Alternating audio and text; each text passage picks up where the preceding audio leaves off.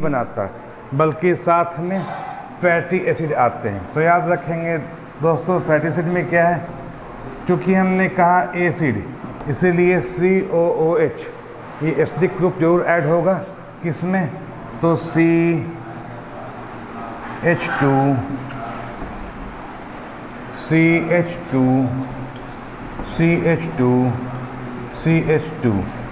And infinite.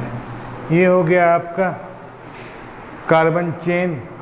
क्या alkene alkene alkyne का ये चेन हो जाएगा, इसको R से भी शो करेंगे, और साथ में लगा रहेगा आपका COOH। तो अगर इस पूरे ग्रुप को हम R लिखते हैं, R लिख सकते हैं। R में अटैच क्या होगा आपका? COOH बॉन्ड के रूप में कार्बोक्सिलिक ग्रुप मौजूद होगा। तो अगर हम चेन की चर्चा करेंगे डिटेल में, तो इसको ऐसे लिख सकते हैं, एक चेन COOH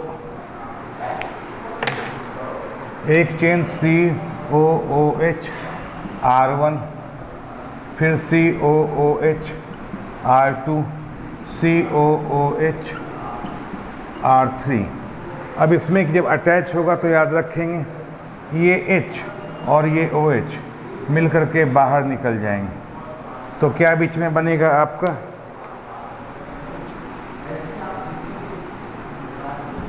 तो होगा आपका ये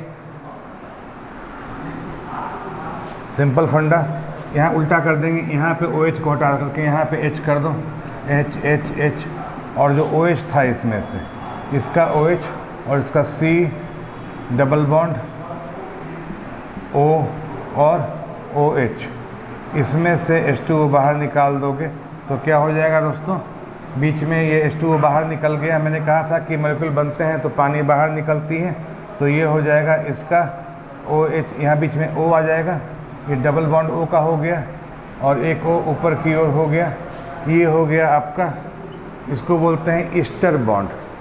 ये ईस्टर बॉन्ड से ये सभी जुड़ जाएंगे। तो यानी कि फैटी एसिड के 3 चेन, ग्लिसरॉल का 1 मॉलिक्यूल आपस में किससे मिलेंगे? Ester bond. ईस्टर बॉन्ड से ये मिल जाएंगे, तो ये बना आपका क्या? फैट या लिपिड में ये परिवर्तित हो गया। तो स्पष्ट है कि फैट में क्या है? 1 मॉलिक्यूल ग्लिसरॉल है और 3 मॉलिक्यूल क्या है आपके? फैटी एसिड हैं। तो इसका नेचर, स्ट्रक्चर आप समझ गए। अब इसके नेचर पे हम चले आते हैं।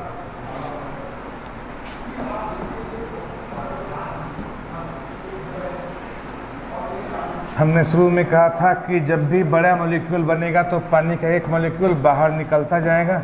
जैसे पानी का मॉलिक्यूल बाहर निकल रहा है, डाइस्टर बॉन्ड बनता जा रहा है। आप देख रहे हैं, डाइस्टर बोलेंगे, 1 ईस्टर बॉन्ड में 1 ऑक्सीजन, यहाँ 2 ऑक्सीजन है, यानी डाइस्टर बॉन्ड इसको बोलते हैं। तो डाइस्टर बॉन्ड से जुड़ा है क्या आपका? फैटी एसिड प्लस ग्लिसरॉल जुड़ करके डाइस्टर बॉन्ड से क्या बनाता है? फैटी लिपिड बनाता है। तो अगर हम स्ट्रक्चर को गौर करेंगे तो क्या होगा भाई? एक गोला देंगे और इसमें 3 हम चेन बनाएंगे। ये क्या है आपका? ग्लिसरॉल, और ये है क्या? Fatty acid chain. Fatty acid chain. अब गौर करेंगे कि क्या फैट सिर्फ पानी को रिपेल करता है? मैंने मेम्ब्रेन में कहा भी था कि फैट अगर पानी को रिपेल करेगा तो क्या होगा?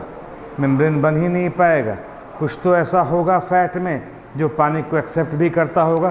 तो हमने स्पष्ट कहा कि जो भी OH ग्रुप है, यानी जिसमें भी एल्कोहलिक ग्रुप लगा हुआ है, एल्कोहलिक ग्रुप की खासियत क्या है? ये फैट सोल्यूबल भी है और वाटर सोल्यूबल भी है। एल्कोहल पानी में भी मिलता है और तेल में भी मिल सकता है। इक्वल एफिशिएंसी दोनों रखता है ये अल्कोहल। तो यहाँ देखोगे, अगर हम बात करेंगे पानी में इसको डालते हैं तो कुछ इस तरह का बनेगा। जो ये ये हो गया क्या? हाइड्रोफिलिक। हाइड्रोफिलिक यानी पानी पसंद करने वाला, पानी पसंद करने वाला।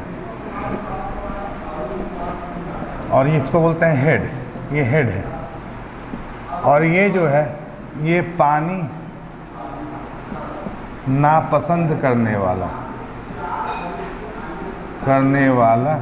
यानी हाइड्रोफोबिक। ये क्या है? टेल है। तो अगर सारे हेड को हम इकट्ठा कर दें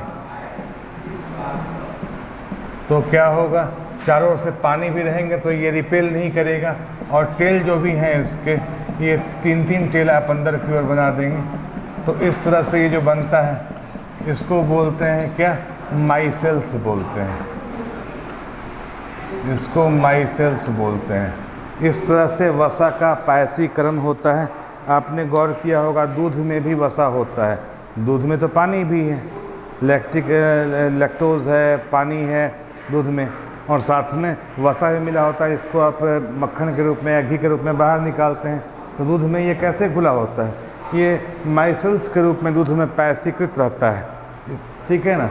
क्योंकि जो हाइड्रोफिलिक हेड्स हैं ये बाहर की ओर होते हैं और छोटे छोटे ड्रॉपलेट्स के रूप में टेल होते हैं अंदर की ओर होते हैं। ये खासियत है, समझ गए आप, कि एक पानी को रिपेल नहीं करता जो ग्लिसरॉल है, और जो फैटी एसिड है ये पानी को रिपेल करता है क्योंकि ये हाइड्रोफोबिक है। ऐसे ये काम करता है। इसी पे जवाब मिलता है कि क्यों आपका जो सेल मेम्ब्रेन है वो 2 लेयर का होता है। सिंगर निकोल्सन का जो थ्योरी है रिपीट बाई लेयर, क्यों 2 लेयर का होता है, तो इसकी चर्चा हम फिर से कर लेंगे। कि अगर कोशिका की बात करें हम,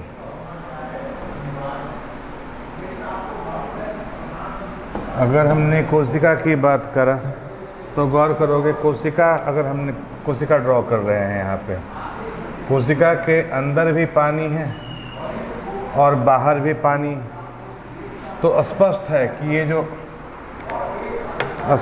कि ये जो लिपिड है, लिपिड बाइलेयर क्यों होता है। जो बाहर साइड में होगा वो क्या होंगे, आपके लिपिड के हेड होंगे,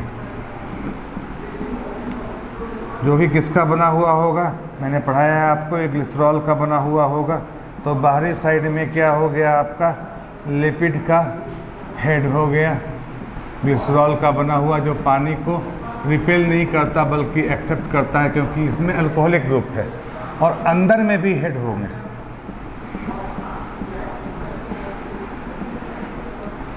अगर 2 लेयर का होगा तो ऑब्वियस बाहर भी हेड होंगे और अंदर भी हेड होंगे, यानी दोनों लेयर एक दूसरे के विपरीत दिशा में होता है। इसका टेल अंदर की ओर हो गया, जो कि किसका बना हुआ है, फैटी एसिड का बना हुआ होता है।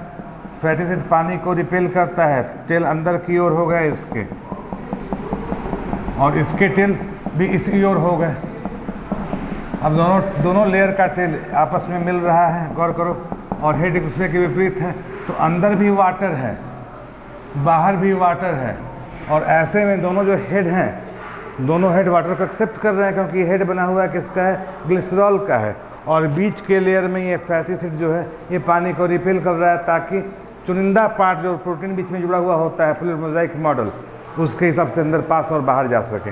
तो देखा होगा आपने कि लिपिड में जो ये हेड हुआ ग्लिसरॉल का बना हुआ है, टेल जो हुआ फैटी एसिड का बना हुआ है, और इसके बहुत काम है। और इसी कारण जो सेल मेम्ब्रेन है ये 2 लेयर लिपिड का बना हुआ होता है। अब क्लियर हो गया होगा आपको। और इस पे कभी कभी फॉस्फेट बॉन्ड भी लगे होते हैं। अब याद रखो कि फॉस्फेट, ये प्रश्न पूछता है कि फॉस्फोलिपिड, अगर फॉस्फेट बॉन्ड लिपिड के साथ जुड़ा हुआ हो उसको बोलते हैं फॉस्फोलिपिड। फॉस्फोलिपिड में जो फॉस्फेट होता है ये कहाँ अटैच होता है, फॉस्फेट चूँकि वाटर सोल्यूबल है तो आप खुद ब खुद समझ गए होंगे कि जब भी जुड़ेगा ग्लिसरॉल वाले साइड में जुड़ेगा, ना कि फैटी एसिड वाले साइड में जुड़ेगा, क्योंकि फैटी एसिड पानी को तो रिपेल कर रहा है, पानी को एक्सेप्ट कर रहा है सिर्फ आपका ग्लिसरॉल वाला पार्ट। तो जो फॉस्फेट बॉन्ड है ये हाइड्रोजन को रिप्लेस करके, जो कहाँ पे था ग्लिसरॉल वाले पार्ट में जो हाइड्रोजन था, 3 हाइड्रोजन एक साइड में, उसको डिस्प्लेस करके PO4 फॉस्फेट यानी PO4 माइनस, ये जो है ये उसमें जाके अटैच हो जाता है। क्लियर। तो फॉस्फोलिपिड में जो फॉस्फेट बॉन्ड है ये कहाँ अटैच होते हैं, आपका आंसर होगा ग्लिसरॉल वाले पार्ट में अटैच होते हैं। तो यहाँ तक डिटेल समझ गए होंगे आप लिपिड के स्ट्रक्चर को। अब इसका उपयोगिता हम बतला दें, इसका उपयोगिता क्या क्या है। तो उपयोगिता लिख लोगे इसका कि लिपिड की उपयोगिता क्या क्या है। चलो, तो लिपिड के स्ट्रक्चर में आपने देखा लिपिड बना किसका है, कार्बन, हाइड्रोजन और ऑक्सीजन का से बना हुआ है। जैसे ग्लूकोज भी सिर्फ कार्बन, हाइड्रोजन, ऑक्सीजन का बना हुआ है। हालांकि ग्लूकोज में फॉर्मूला क्या था, CnH2n, कार्बोहाइड्रेट में था CnH2n और ON, ठीक है ना। कार्बोहाइड्रेट का फॉर्मूला क्या था, CN, यानी C अगर 3 रहा तो H होगा 6 होगा और O3 होगा। ये फार्मूला फिक्स नहीं होता है किसमें, लिपिड में। हालांकि CHO होते हैं, बट ये फार्मूला सिर्फ ग्लूकोज के लिए है, कार्बोहाइड्रेट के लिए, ये लिपिड के लिए नहीं आएगा। लिपिड में सिर्फ याद रखना है कंपोनेंट के रूप में होंगे कार्बन, हाइड्रोजन, ऑक्सीजन, बट इनका कोई फिक्स पैमाना नहीं होगा। सिर्फ पैमाना क्या होगा, ग्लिसरॉल का C3H8O3, ये हो जाएगा ग्लिसरॉल का। ग्लिसरॉल का ये फिक्स होगा स्ट्रक्चर। बाकी चेन कितना भी लंबा छोटा हो सकता है फैटी एसिड का, अलबत्ता COOH ग्रुप उसमें शामिल होगा। तो हम इसके, ये हो गया लिपिड का स्ट्रक्चर, आपने समझ लिया ही था। अब हम चर्चा करेंगे इसकी ज़रूरत क्या है। तो लिपिड की उपयोगिता पे हम लोग आते हैं, लास्ट वन, ज़्यादा डीप में जाने की ज़रूरत नहीं है। लिपिड की उपयोगिता, ठीक है। तो पहला हम देंगे कोशिका झिल्ली। कोशिका झिल्ली का अनिवार्य घटक, यानी लिपिड जो है इसके बगैर कोशिका झिल्ली बन ही नहीं सकती। लिपिड कोशिका झिल्ली का अनिवार्य घटक है, इसलिए कोशिका में लिपिड का होना बहुत ज़रूरी है। दूसरा, फॉस्फोलिपिड कोशिकीय पहचान में सहायक। एक बात गौर करेंगे, अगर किडनी की कोशिकाओं को, लिवर की कोशिकाओं को, फेफड़े की कोशिकाओं को और हृदय की कोशिकाओं को आप अलग अलग निकाल के आपस में मिक्स कर दें, थोड़ी देर में देखें क्या सभी किडनी की कोशिकाएँ एक साथ हो गई, लिवर की कोशिकाएँ एक साथ हो गई, हार्ट की कोशिकाएँ एक साथ हो गई, फेफड़े की कोशिकाएँ एक साथ हो गई। यानी कोशिका अपने ग्रुप को पहचानता है। तो कैसे पहचानता है, सेल मेम्ब्रेन से पहचानता है। और ये कैसे होता है, तो फॉस्फोलिपिड के कारण ये सभी कोशिकाएं आपस में एक दूसरे को पहचानती हैं। अगला आ जाइए, स्टेरॉयड। स्टेरॉयड का निर्माण किसके द्वारा होता है, वसा के द्वारा ही होता है। वसा यानी लिपिड के द्वारा ही सभी स्टेरॉयड बनते हैं। स्टेरॉयड की बात करेंगे, कोलेस्ट्रॉल का फॉर्मूला इस तरह का होता है, एक बेंजीन रिंग हो गया, फिर इसमें एक और बेंजीन रिंग अटैच हो गया, फिर ऊपर में एक और बेंजीन रिंग अटैच हो गया, और इस पे बाद में आर चेन लगा होता है। ये है आपका क्या, कोलेस्टेरॉल। कोलेस्ट्रॉल किसका डेरिवेटिव है, स्टेरॉयड का ही, ये लिपिड का ही डेरिवेटिव है। कोलेस्ट्रॉल स्टेरॉयड का बेसिक कंपाउंड है जिसका निर्माण लिपिड से ही होता है। तो शरीर में स्टेरॉयड की काफ़ी ज़रूरत है। कई तरह के हार्मोन, स्टेरॉयड हार्मोन, और शरीर को विकास करने के लिए जो मांसपेशियों को शक्ति देता है, ये सभी ग्रोथ हार्मोन और स्टेरॉयड हार्मोन, खास करके प्रजनन के सभी हार्मोन, आपने सुना होगा, बाद में पढ़ाएंगे आप लोगों को, टेस्टोस्टेरोन, एस्ट्रोजन, प्रोजेस्टेरॉन, ये सभी हार्मोन और ख़ास करके कुछ कॉर्टिकल हार्मोन भी स्टेरॉयड के बने हुए होते हैं। तो जब तक शरीर में लिपिड नहीं होगा तब तक स्टेरॉयड का निर्माण नहीं होगा, और ऐसे स्थिति में सजीव का कोशिका या सजीव जगत का शरीर काम नहीं कर सकता। अर्थात स्टेरॉयड जो कि एक अनिवार्य घटक है लाइफ का, उसका निर्माण हमेशा क्या होता है, लिपिड के द्वारा होता है। आगे आ जाएंगे, यह ऊर्जा, शरीर में ऊर्जा हेतु भविष्य के लिए संकलित रहता है, संकलित रहता है। हमने कहा था आपको कि लीवर जो है हमारे शरीर में, कभी कभी देखोगे आप, कुछ लोग कोई वसीय पदार्थ, तला हुआ चीज़ नहीं खाते हैं, फिर भी शरीर में काफ़ी चर्बी होती है। क्यों, चावल दबा के, बहुत जम के चावल खाते हैं, आलू खाते हैं, चलो भाई बैठे बिठाए दाल भात चोखा जम के खा लिया, शरीर को इतनी एनर्जी की ज़रूरत थी उतना तो मिल गया, शेष चावल आपका शरीर में कार्बोहाइड्रेट को भर दिया। अब कार्बोहाइड्रेट अभी है और नहीं यूज होगा तो बर्बाद हो जाएगा। तो लीवर क्या करता है, उस कार्बोहाइड्रेट को फैट में कन्वर्ट कर देता है और शरीर में जमा कर देता है। कॉलेज साइकिल हमने कल भी डिस्कशन किया था। जिससे क्या होता है, अगर कभी आप गुस्से में, घर में गुस्सा हो गए, मम्मी ने बोल दिया, पापा ने बोल दिया, या किसी ने कुछ बोल दिया, अथवा आपने BPSC दिया, फ़र्ज़ करो कि आपका पीटी नहीं हुआ, दुख में आप 2 दिन तक 3 दिन तक खाना ही छोड़ दिए, गुस्से में या दुख में आपने खाना छोड़ दिया, फिर भी आप जिंदा है। क्यों? क्योंकि जो जमा फैट है आपका, ये फैट लीवर द्वारा तोड़ा जाता है, किसमें, ग्लूकोज में कन्वर्ट किया जाता है, और सभी कोशिकाओं को एनर्जी के लिए ग्लूकोज की सप्लाई दी जाती है। तो ये भविष्य की ऊर्जा के लिए, भविष्य में ग्लूकोज में कन्वर्टन के लिए भी फैट एक एडिशनल स्टोर्ड फूड के रूप में काम करता है। अगली विशेषता हम आ जाएं, वाइटल ऑर्गन्स।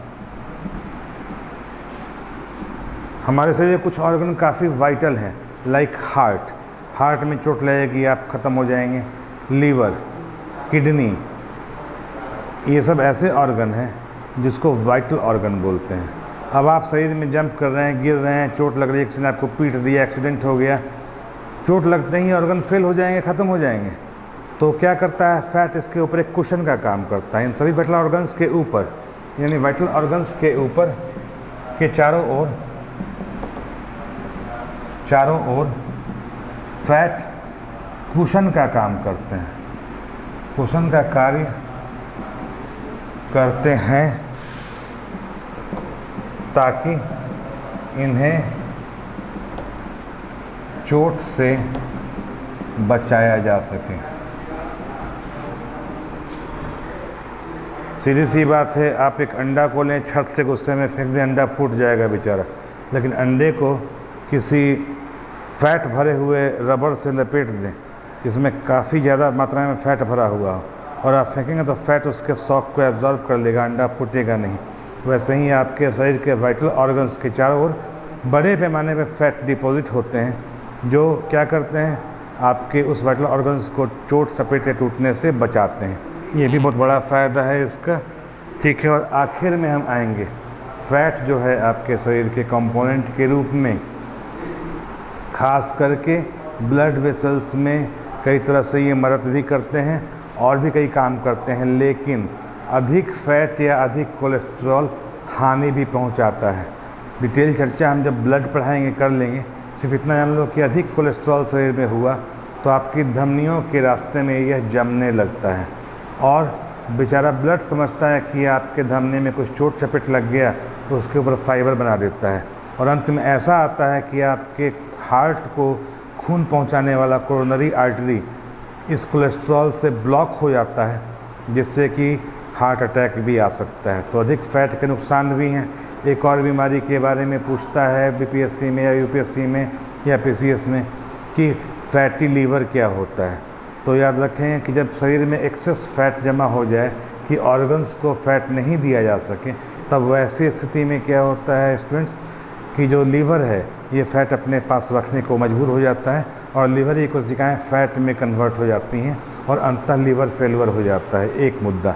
दूसरा मुद्दा, जो शराब या अल्कोहल का सेवन ज़्यादा करते हैं, आपके लीवर में अल्कोहल को फ़ैट में कन्वर्ट कर दिया जाता है, और वो भी अगर फ़ैट काफ़ी मात्रा में डिपॉजिट हो गया तो लीवर अपने आप फैटी लीवर में परिणत हो जाता है, जिसके कारण लीवर फेलवर हो सकता है। तो इतना हुआ आपका फ़ैट का स्ट्रक्चर, फ़ैट की विशेषता, उपयोगिता और हानियाँ भी। और अंत में एग्जाम्पल्स पे हम आ जाते हैं। तो एग्जाम्पल्स में याद रखें कि फ़ैट में एग्जाम्पल्स जो होगा कई तरह के होंगे, जैसे आप नोट कर लें, oleic acid, linoleic acid, linolenic acid, stearic acid, palmitic acid. बाकी और भी एग्जाम्पल अपने किताबों में लिखा हुआ होगा।